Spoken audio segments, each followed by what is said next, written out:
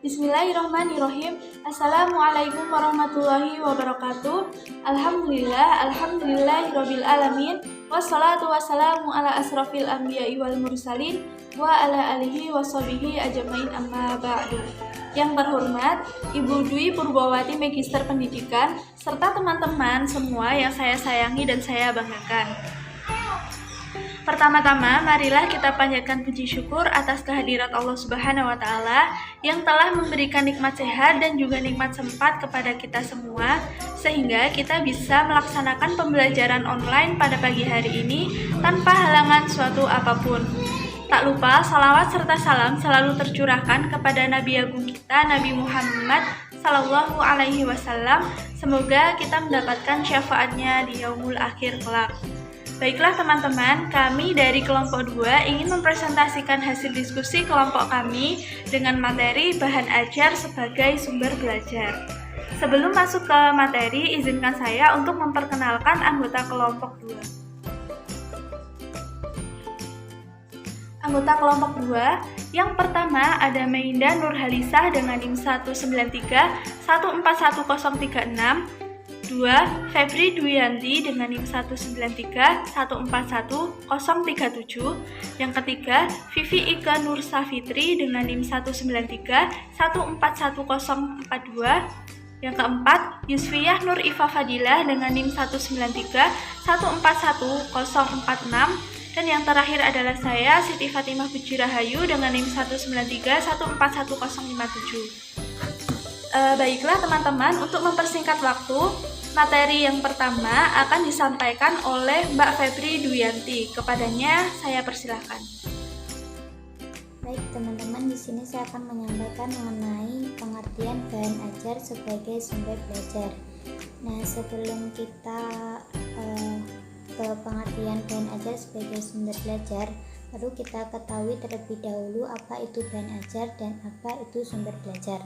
Bahan ajar adalah seperangkat sarana atau alat pembelajaran yang berisikan materi pembelajaran, metode, batasan-batasan, dan cara mengevaluasi yang didesain secara sistematis dan menarik dalam rangka mencapai tujuan yang nantinya diharapkan. Sedangkan sumber belajar adalah semua sumber seperti pesan, orang, bahan, alat, teknik, dan latar yang dimanfaatkan peserta didik sebagai sumber untuk kegiatan belajar yang dapat meningkatkan kualitas belajarnya.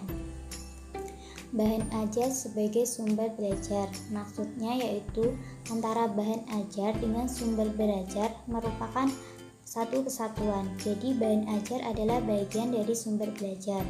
Di sini sumber belajar adalah segala sesuatu yang mengandung informasi, sedangkan bahan ajar lebih condong ke bentuk fisik bahannya. Namun keduanya ini saling berkaitan dalam kegiatan pembelajaran. Fungsi bahan ajar. Fungsi dari bahan ajar yang pertama yaitu sebagai pedoman guru dalam proses pembelajaran. Jadi digunakan sebagai pedoman bagi guru untuk mengarahkan semua aktivitasnya dalam proses pembelajaran dan sekaligus merupakan substansi kompetensi yang diajarkan atau dilatih kepada siswanya. Dan yang kedua, sebagai pedoman siswa dalam proses pembelajaran, yaitu digunakan sebagai pedoman bagi siswa yang dapat mengarahkan aktivitasnya dalam proses pembelajaran dan sekaligus merupakan substansi kompetensi yang seharusnya dipelajari atau dikuasai oleh siswa. Dan yang selanjutnya yaitu sebagai alat evaluasi, yaitu dijadikan alat evaluasi pencapaian atau penguasaan hasil dari pembelajaran. Dan yang selanjutnya, klasifikasi sumber belajar menurut Sell and Rizal. Yang pertama, pesan, yang merupakan informasi yang disampaikan oleh komponen yang lain, biasanya berupa ide, makna, dan fakta yang berkaitan dengan konteks pembelajaran. Yang kedua, yaitu bahan, yang merupakan kelompok alat perangkat lunak yang berfungsi untuk menyimpan pesan sebelum pesan itu disalurkan.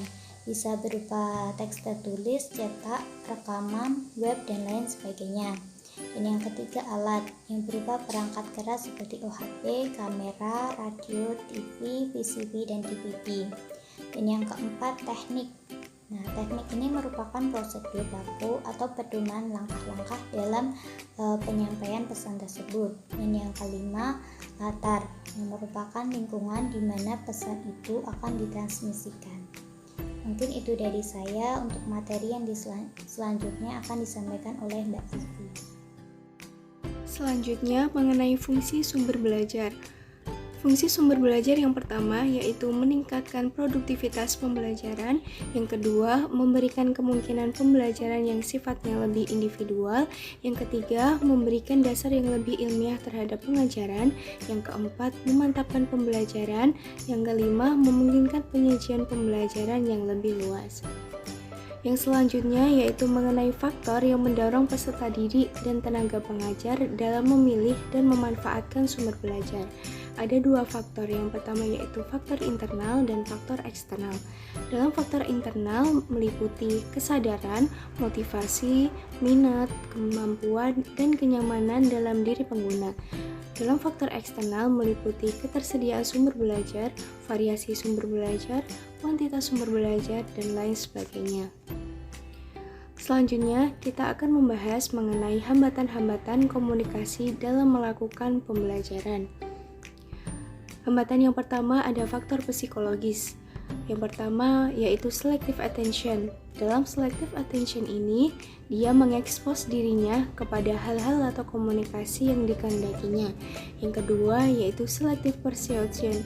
Dalam selective persuasion, dia menafsirkan isi komunikasi sesuai dengan prakonsepsi yang sudah dimiliki sebelumnya. Yang ketiga yaitu selective retention. Dalam selective retention ini, dia mengingat apa yang ingin untuk dia ingat. Selanjutnya ada gangguan komunikasi. Gangguan komunikasi ada 3, yaitu gangguan mekanis. Dalam gangguan mekanis, ini merupakan gangguan yang disebabkan oleh saluran komunikasi atau kegaduhan yang bersifat fisik. Yang kedua yaitu gangguan semantik. Dalam gangguan semantik ini merupakan gangguan yang disebabkan karena kesalahan pada bahasa yang digunakan. Dan yang ketiga yaitu gangguan ekologis, merupakan gangguan lingkungan terhadap proses berlangsungnya komunikasi. Selanjutnya yaitu hambatan-hambatan komunikasi. Hambatan-hambatan komunikasi yang pertama yaitu penggunaan bahasa yang sulit dimengerti, yang kedua perbedaan bahasa antara guru dan murid, yang ketiga prasangka dan kecenderungan untuk menilai perilaku berdasarkan budaya, yang keempat adanya motivasi terpendam, dan yang kelima yaitu ada perbedaan budaya. Materi selanjutnya akan disampaikan oleh Mbak Yusfia. Baiklah teman-teman, saya akan menyampaikan materi selanjutnya yaitu mengenai manfaat bahan ajar. Jadi apa saja sih manfaat bahan ajar itu? Manfaat bahan ajar bagi guru.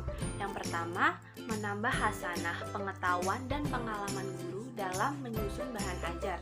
Yang kedua, tidak bergantung terhadap buku teks yang terkadang sulit didapat. Yang ketiga, memperoleh bahan ajar yang sesuai dengan tuntunan kurikulum dan kebutuhan siswa.